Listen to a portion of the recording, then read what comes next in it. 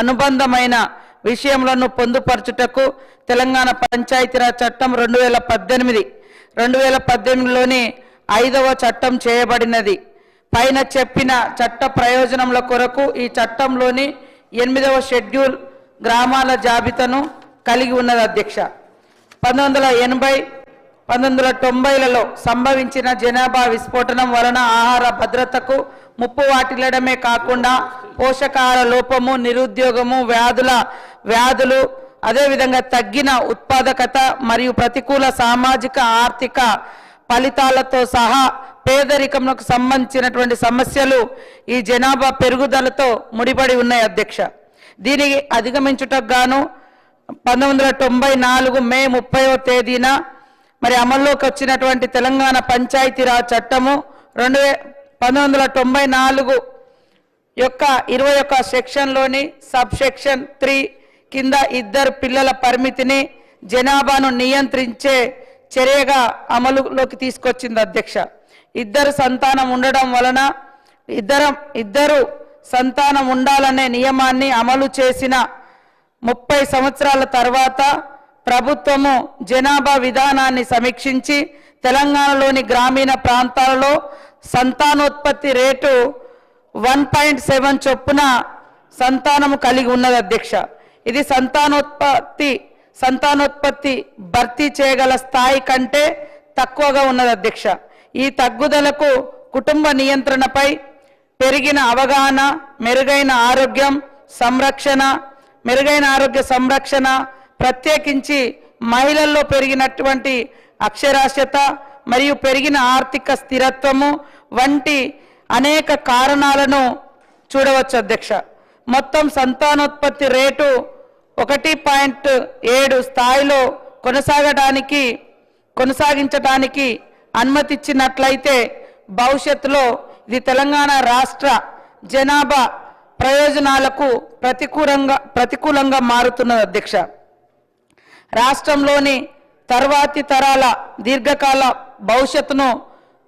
భవిష్యత్తును దృష్టిలో పెట్టుకొని మరి ఈ యొక్క ప్రాముఖ్యతను పరిగణలోకి తీసుకొని మరి పంచాయతీరాజ్ సంస్థలకు ఎన్నికైన ప్రతినిధుల నుండి వచ్చినటువంటి అభిప్రాయాల ఆధారంగా సరైన భర్తీ రేటును 2.1 వద్ద కొనసాగించుట అవసరమని ప్రభుత్వం భావించింది అధ్యక్ష. తెలంగాణలోని గౌరవ ఉన్నత న్యాయస్థానం 2024లోని రిట్ పిటిషన్ నెంబర్ 2661లో 2025 సెప్టెంబర్ 30వ తేదీ నాటికి స్థానిక సంస్థలకు ఎన్నికల ప్రక్రియ పూర్తి చేయమని ఆదేశించింది అధ్యక్ష. తదనుగుణంగా రాష్ట్ర ఎన్నికల కమిషన్ ఎన్నికల ప్రక్రియను మొదలు పెట్టమని 2025 సెప్టెంబర్ 29వ తేదీన ఎన్నికల అధికారిక ప్రకటన జారీ చేయడం జరిగింది అధ్యక్ష. తెలంగాణలోని గౌరవ ఉన్నత న్యాయస్థానం 2025లోని రిట్ పిటిషన్ నెంబర్ 30217 మరియు సంబంధిత బ్యాచ్ ఆఫ్ కేసెస్లోని ఎన్నికల ప్రక్రియను కొనసాగించమని ఉత్తర్వులు ఇచ్చింది అధ్యక్ష. పై విషయాలను దృష్టిలో ఉంచుకొని గౌరవ ఉన్నత న్యాయస్థానపు ఆదేశాలను పాటిస్తూ ఎన్నికలు నిర్వహించుటకు గాను మరియు 2 పిల్లల పరిమితిని కొనసాగించడం వలన కలిగే ఏవైనా కోలుకోలేని పరిణామాలను నివారించుటకు గాను జరగబోయే ఎన్నికలలో పైన చెప్పిన పరిమితిని తొలగించుట సరైనదని భావించి పైన చెప్పిన లక్ష్యాలను సాధించుటకు గాను పూర్తిగా పడిపోతున్న సంతాన సాఫల్యత రేటును మెరుగుపరచుటకు మరియు స్థానిక సంస్థల ఎన్నికలను నిర్వహించుటకు ప్రభుత్వము తెలంగాణ పంచాయతీరాజ్ చట్టం 2018లోని 5వ చట్టంలోని 21 సెక్షన్ యొక్క సబ్ సెక్షన్ క్లాజ్ 3ను తొలగించుటకు నిర్ణయించడం జరిగింది అధ్యక్ష. రాష్ట్ర శాసన మండలి అప్పుడు సమావేశంలో లేనందున వాయిదా పడినందున మరియు పై నిర్ణయంను వెంటనే అమలు పరచవలసినటువంటి అవసరం ఏర్పడినందున భారత రాజ్యాంగంలోని 213వ ఆర్టికల్ కింద గవర్నర్కు ఇవ్వబడినటువంటి అధికారంలోను వినియోగించుతూ 2025 అక్టోబర్ 31వ తేదీన తెలంగాణ గవర్నర్ తెలంగాణ పంచాయతీరాజ్ 3వ సవరణ అధ్యాదేశం 2025లోని 5వ తెలంగాణ అధ్యాదేశంను జారీ చేశారు మరియు దానిని 2025 నవంబర్ 1వ తేదీ నాటి తెలంగాణ గెజిట్లో ముద్రించడం జరిగింది అధ్యక్ష. ఈ బిల్లు పై అధ్యాదేశం స్థానంలో ఉంచుటకు ఉద్దేశించబడినది అధ్యక్ష. ఈ యొక్క బిల్లు ప్రధానంగా అన్ని అంశాలను పరిగణలోకి తీసుకొని రాష్ట్రంలో మరి తగ్గిపోతున్న జనాభా నిష్పత్తిని, ప్రజాప్రతినిధుల యొక్క అభిప్రాయాలను ఇవన్నింటినీ తీసుకొని తెలంగాణ రాష్ట్ర ప్రభుత్వం గౌరవ ముఖ్యమంత్రి గారి ఆధ్వర్యంలో, సీఎం రేవంత్ రెడ్డి గారి ఆధ్వర్యంలో ఈ యొక్క నిర్ణయం తీసుకొని మరి ఎన్నికలను కూడా నిర్వహించడం జరిగింది అధ్యక్ష. 2 పిల్లల పరిమితిని ఎత్తివేస్తూ ఈ అన్ని అంశాలను పరిశీలించిన తర్వాతనే మనం ఈ నిబంధనలను సవరించాం అధ్యక్ష. 2018-19లోనే తెలంగాణలో నూతన పంచాయతీ చట్టం వచ్చింది. అప్పుడు మున్సిపాలిటీ చట్టం కూడా వచ్చింది అధ్యక్ష. మున్సిపాలిటీలలో అప్పుడున్నటువంటి ప్రభుత్వము 2 పిల్లల నిబంధనను ఎత్తేసింది, కానీ ఎందుకు పంచాయతీరాజ్ చట్టంలో మరి కొత్త చట్టమే తీసుకొచ్చారు. అప్పుడు ఈ నిబంధన ఎందుకు ఎత్తివేయలేదో వాళ్ళ దగ్గర, గత ప్రభుత్వం దగ్గర మరి ప్రశ్నకైతే జవాబు లేనట్టుగా ఉంది అధ్యక్ష. కానీ వాళ్ళు మాత్రం మళ్ళీ ఎత్తేయండి మాట్లాడారు అధ్యక్ష. కాబట్టి ఈరోజు అదే సమయంలో పొరుగు రాష్ట్రాలైన ఏపీ, కర్ణాటక, మధ్యప్రదేశ్ వంటి రాష్ట్రాల్లో కూడా 2 పిల్లలకు మించి ఉంటే జీపీలో పోటీకి అనర్హులన్న షరతులు లేవు అధ్యక్ష. కాబట్టి గ్రామీణ ప్రాంత ప్రజల ఆకాంక్షలు, ప్రజల అభిప్రాయాలు, కోర్టు కేసులు, జనాభా తగ్గుదల వంటి కారణాలు ఇవన్నింటినీ దృష్టిలో పెట్టుకొని ఈ ఎలక్షన్లో పోటీకి 2 పిల్లలు మించి ఉంటే మరి అనర్హులనేటువంటి నిబంధన తీసేసి మన యొక్క ప్రభుత్వం అందరి అభిప్రాయాలను గౌరవించి రాష్ట్ర ప్రయోజనాలను దృష్టిలో పెట్టుకొని మరి 1:7 లాగా ఉండేటువంటి పాపులేషన్ ఉంటే రాబోయే తరాలు అంతరించిపోయే ఉంటుంది జనాభా తగ్గుదల మూలంగా. కాబట్టి ఆ నిష్పత్తిని పెంచాలనే లక్ష్యంతో కూడా రాష్ట్ర ప్రయోజనాలు, సమాజ ప్రయోజనాలు, తెలంగాణ ప్రయోజనాలను దృష్టిలో పెట్టుకొని ఈ యొక్క పంచాయతీరాజ్ చట్టం సవరణ చేయడం జరుగుతూ మేము ముందుకు ఈ బిల్లు తీసుకురావడం జరిగింది అధ్యక్ష. కూనంనేని సాంబశివరావు గారు చెప్పినటువంటి అంశాలలో ఇది రాజకీయ ప్రయోజనాలు అనేదే కాదు అధ్యక్ష. ముఖ్యంగా మరి ఉత్తరాది రాష్ట్రాలలో ఎలాంటి నిబంధన లేకుండా పెద్ద ఎత్తున జనాభా పెంచుతూ పోతున్నారు. ఈ 2 పిల్లల నిబంధన ఆ రాష్ట్రాల్లో పాటించకపోవడంతో వాళ్ళ రాజకీయ ఆధిపత్యం కూడా దక్షిణాది రాష్ట్రాల మీద విపరీతంగా పెరగడం జరుగుతుంది అధ్యక్ష.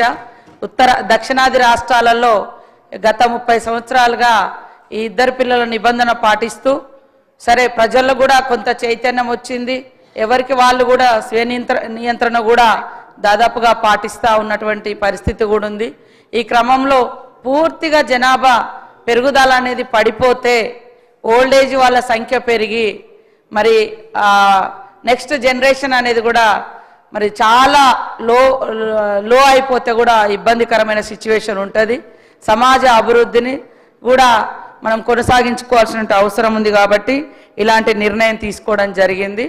అట్లనే అందరు ప్రజాప్రతినిధులు కూడా మరి 2 పిల్లలు దాటి 3వ అబ్బాయి సరే ఎంత నిబంధన అనేది మళ్ళీ పెట్టుకుంటే కూడా మంచిదే సార్. మళ్ళీ 5 10 మంది అట్లాంటి సిచ్యువేషన్ రాకుండా ఖచ్చితంగా మా ముఖ్యమంత్రి గారి దృష్టికి తీసుకెళ్ళి ఇది ఎంతో కొంత నిబంధన అనేది పెట్టుకునేటువంటి విధంగా కూడా నా వ్యక్తిగతంగా నేను వారి దృష్టికి తీసుకెళ్తానని మీకు తెలియజేస్తూ ఖచ్చితంగా ఇది అందరూ స్వాగతించారు అధ్యక్ష మొన్నటి ఎన్నికలలో. అదేవిధంగా జనాభా మన రాష్ట్ర పరిణామానికి దానికి అనుగుణంగా వనరులకు అనుగుణంగా కొంత ఇంక్రీజ్ చేసుకుంటే కూడా బాగుంటుంది అనేది ఉద్దేశంతో ఈరోజు ఈ యొక్క చట్టాన్ని పెట్టడం జరిగింది. మీరందరూ కూడా ఆమోదించాల్సిందిగా కోరుతా ఉన్నాను అధ్యక్ష. అట్లనే ఇంకొకటి కూడా అదేవిధంగా అధ్యక్ష తెలంగాణ పంచాయతీరాజ్ చట్టం 2018ని ఇంకను సవరించుటకై బిల్లు భారత ప్రజారాజ్యపు 76వ సంవత్సరంలో తెలంగాణ రాష్ట్ర శాసనసభ ఈ కింది శాసనం చేసినది అధ్యక్ష. క్లాజ్ 1 ఈ చట్టంను తెలంగాణ పంచాయతీరాజ్ 2వ సవరణ చట్టము అని 2026ను పేర్కొనవచ్చును అధ్యక్ష. అదేవిధంగా ఇది రాష్ట్ర ప్రభుత్వం అధికారిక గెజెట్లో అధికారిక ప్రకటన ద్వారా నిర్ణయించినట్టి తేదీని అమల్లోకి వచ్చును అధ్యక్ష. తెలంగాణ పంచాయతీరాజ్ చట్టం 2018లోని 8th షెడ్యూల్లో చట్టంలోని 3వ మరియు 7వ సెక్షన్లో పేర్కొన్నట్టుగా వనపర్తి జిల్లాలో ఏ క్రమ సంఖ్య 37కు ఎదురుగా క్లాజ్ 4, క్లాజ్ 5 గడులలో జైన్ తిరుమలాపూర్ అను పదములకు బదులుగా జయన్న తిరుమలాపూర్ అను పదములను ఉంచవలెను. బి క్రమ సంఖ్య 38కి ఎదురుగా 8వ గడిలో జైన్ తిరుమలాపూర్ అను పదమునకు బదులుగా జయన్న తిరుమలాపూర్ అను పదములను ఉంచవలను అధ్యక్ష. పంచాయతీరాజ్ చట్టము 2018 లోని 5వ చట్టము గ్రామ పంచాయతీలకు మండల ప్రజా పరిషత్తులను మరియు జిల్లా ప్రజా పరిషత్తులను ఏర్పాటు చేయుటకు మరియు దానికి సంబంధించిన లేక వాటికి అనుబంధమైన విషయములను పొందుపరచుటకు తెలంగాణ రాష్ట్ర శాసన మండలిచే తెలంగాణ పంచాయతీరాజ్ చట్టం 2018లోని 5వ చట్టము చేయబడినది అధ్యక్ష. చట్టంలోని 8th షెడ్యూల్లో పైన చెప్పిన చట్టం నిమిత్తము రాష్ట్రంలోని గ్రామాల జాబితాను నిర్దిష్టపరుస్తుంది అధ్యక్ష. వాస్తవానికి ఇది మరి వనపర్తి జిల్లా గోపాల్పేట మండలంలో ఒక గ్రామం పేరును జైన్ తిరుమలాపూర్ నుండి జయన్న తిరుమలాపూర్గా సవరించవలసిందిగా తెలంగాణ ప్రభుత్వంకు ఒక ప్రతిపాదన స్వీకరించడం జరిగింది అధ్యక్ష. మరి దాన్ని దృష్టిలో పెట్టుకొని ఈ యొక్క పిటిషన్ కూడా మాజీ మంత్రి తెలంగాణ రాష్ట్ర ప్రణాళిక మండలి ఉపాధ్యక్షులు జి చిన్నారెడ్డి గారి ద్వారా వచ్చింది అధ్యక్ష. ఇది వారి ముత్తాత ప్రస్తుతం అధికారిక రికార్డులలో జయన్న అనేది వాళ్ళ ముత్తాత అధ్యక్ష. ఆయన పేరుతో గ్రామం ఉండేది. కానీ జైన్ తిరుమలాపూర్ అంటే ఒక దేవుడి లేదా ఒక రిలీజియస్ సంబంధించి వస్తుందని ఆయన పేరు జయన్న కాబట్టి పూర్తి ఆధారాలతోటి మాకు వారు అందించడం జరిగింది అధ్యక్ష. అదేవిధంగా వనపర్తి జిల్లా కలెక్టర్ గారి ఇచ్చినటువంటి మరి లేఖలో కూడా వివరాలన్నీ ఇవ్వడంతో దాన్ని ఈరోజు జైన్ తిరుమలాపూర్ కాకుండా జయన్న తిరుమలాపూర్గా ఈ యొక్క చట్టంలో పొందుపరిచి మీ ముందుకు ఈ యొక్క చట్టాన్ని తీసుకురావడం జరిగింది అధ్యక్ష. ఈ బిల్లును సవరించుట కోసం ఆమోదింప చేయాల్సిందిగా కోరుతాను.